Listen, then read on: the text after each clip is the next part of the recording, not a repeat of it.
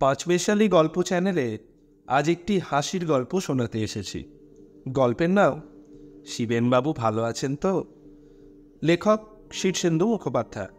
চরিত্রায়নে সূত্রধর মৌমিতা সেনগুপ্ত, গুন্ডা, ভূত ও হরসুন্দর বাবু আমি ডক্টর অর্চ সেনগুপ্ত।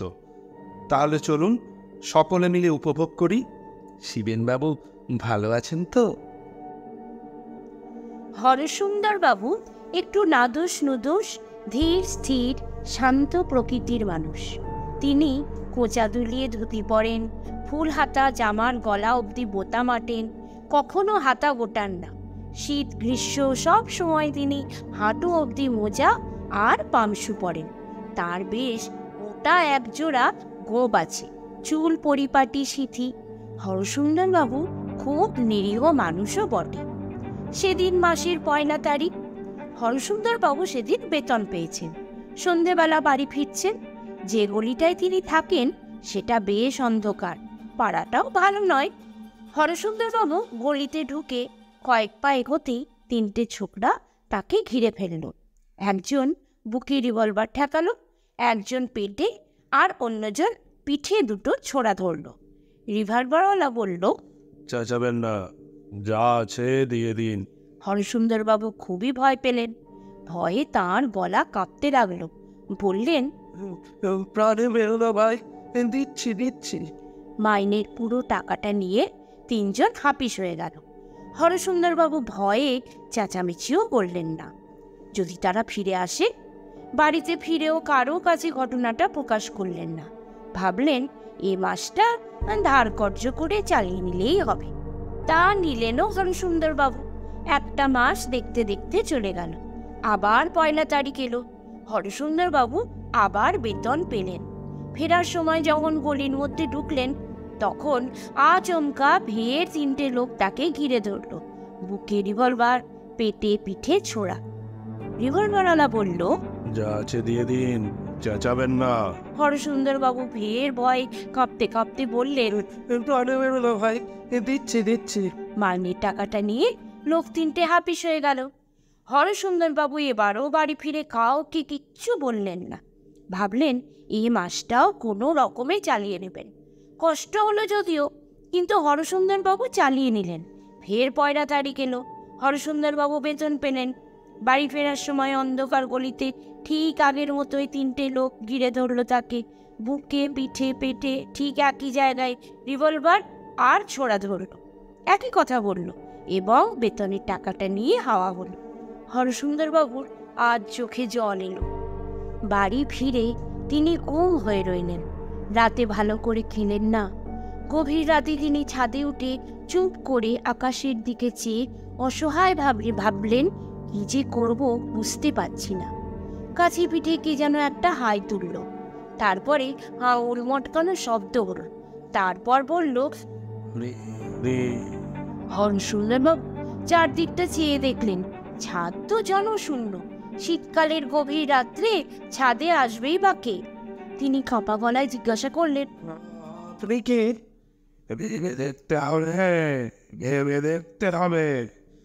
তার মানে কতবার জন্মেছে তার কি হিসাব আছে? কোন জন্মে কে ছিল তা যে ভুলে চলে যায় বাপ। এ জন্মে বিশু, তো ও জন্মে নিতাই, পরের জন্মে হয়তো চিনেবেন চাইছই। আপনি কোথায়? দেখতে পাচ্ছি না তো। গলার স্বরটা খিচিয়ে উঠে বলল, এক চোখ আছে কি তোমার যে দেখবে? সারাদিনই তো তোমার ধারে কাছে গোল গোল করে। দেখতে চেয়েছো কি কখনো? আগে আমি যে কিছু বুঝতে পারছি না, ভয় পাচ্ছি, মাথা মাথা ঝিমঝিম করছে। আমার মনে এই যে আলো করতে এসে বিপদ হলো। আপনি কি চান? তোমার মতো গয়েদের কান দুটো মলে দিতে চাইছে, কিন্তু বিধি বাম সে উপায়ও নেই। আমি কি করেছি? আপনি আপনি আমার ওপর রাগ করছেন কেন? রাগ করবো না? 3টে কাঁচা মাথার ছোড়া 3বার যে তোমাকে বোকা বানালো, তা থেকে শিক্ষা পেয়েছো কি? কিছু করতে পারলে? আগে কি করবো? তোদের হাতে যে ছোড়া আর বন্দুক, আর তোমার কিছু নেই। আগে না। কেমন কেমন মানে মানে আমার তো বন্দুক পিস্তল বা ছোড়াছুড়ি নেই, তবে আমার গিন্নির একখানা বটি আছে, আর আমার ছেলে ফুটো ওর একটা পেন্সিল কাটা ছুরি আছে, আর আমার মায়ের বেড়াল তাড়ানোর জন্য একখানা ছোট্ট লাঠি আছে। আহা, ওসব জানতে চাইছে কে? বন্টি লাঠির কথা জিজ্ঞাসা করেছে কি তোমার? বলি এসব ছাড়া তোমার আর কিছু নেই? আগে আগে মনে পড়ছে না। শুনেছি আমার ঠাকুরদার একটা গাদা বন্দুক ছিল। বেটারা কাকে বলে? বলি বন্দুক টন্দুক ছাড়া আর কিছু নেই তোমার? আগে না। বলি বলি ভর্তি বলে একটা বস্তু আছে, জানো তো নাকি? আগে জানি তো, তোমার কি সেটাও নেই? আগে ঠিক বুঝতে পারছি না। একটা দীর্ঘশ্বাসের আওয়াজ হলো। তারপরে গলার স্বরটা বলল, শোনো, এবার যখন ওই মরকটগুলি তোমাকে পাকড়াও করবে, তখন একটুও ঘাবড়াবে না। হাসি হাসি মুখ করে শুধু জিজ্ঞেস করবে, আচ্ছা শিবেনবাবু ভালো আছেন তো? শুধু এই কথা বললেই হবে? বলেই দেখাও না। তৃতীয় মাসটাও কষ্টে সৃষ্টে কেটে গেল। আবার 1 তারিখ এলো এবং হরসুন্দর বাবু আবার বেতন পেলেন। বাড়ি ফেরার সময় ওটা দুরু দুরু করছিল। যে কথাটা বলতে হবে তা বারবার বিড় করে আওড়াচ্ছেন। হাত পা কাঁপছে, গলা শুকিয়ে যাচ্ছে। গলির মুখে একটু থমকে দাঁড়ালেন, তারপরে দুর্গা বলে অন্ধকারে পা বাড়ালেন।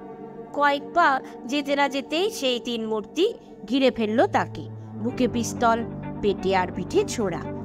পিস্তলওয়ালা বলল, চেঁচাবেন না, যা আছে দিয়ে দিন।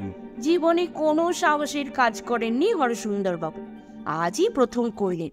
জোর করে মুখে একটু হাসি ফুটিয়ে তিনি জিজ্ঞাসা করলেন, আচ্ছা শিবেনবাবু ভালো আছেন তো? ছেলে 3টে হঠাৎ যেন থমকে গেল, আর তারপরে দৌড় দৌড়ে এমনভাবে পালালো যেন ভূত দেখেছি। হরসুন্দরবাবু খুবই অবাক হয়ে গেলেন। এই সামান্য কথায় এত ভয় পাওয়ার কি আছে? যাকে এবার মাইনের টাকাটা তো বেঁচে গেল। না, এরপর থেকে হরিসুন্দরবাবুকে আর ওদের পাল্লায় পড়তে হয়নি বটে, কিন্তু তার ধাঁধাটা তো গেল না। এই তো সেদিন তার অফিসের বড়বাবু তাকে কাজের একটা ভুলের জন্য খুব বকাঝকা করে চার্জশিট দেন। আর কি, হরসুন্দরবাবু শুধু হাসি হাসি মুখ করে তাকে বলেছিলেন, আচ্ছা শিবেনবাবু ভালো আছেন তো? তাইতে বড়বাবু এমন ঘাবড়ে গেলেন যে আর বলারই নয়। তারপর থেকে খুবই ভালো ব্যবহার করে যাচ্ছেন। সেদিন বাজার থেকে পচা মাছ এনেছিলেন বলে হরসুন্দরের গিন্নি তাকে খুবই তুলোধরা পড়ছিলেন। হরসুন্দরবাবু তাকেও বললেন, আচ্ছা শিবেনবাবু ভালো আছেন তো? গিন্নি একেবারে জল। হ্যাঁ, এখন হরসুন্দরবাবু খুবই ভালো আছেন। কোনো উদ্বেগ অশান্তি নেই। বিপদ দেখা দিলে তিনি শুধু বলেন, আচ্ছা শিবেনবাবু ভালো আছেন তো? মন্ত্রীর মতন কাজ হয়।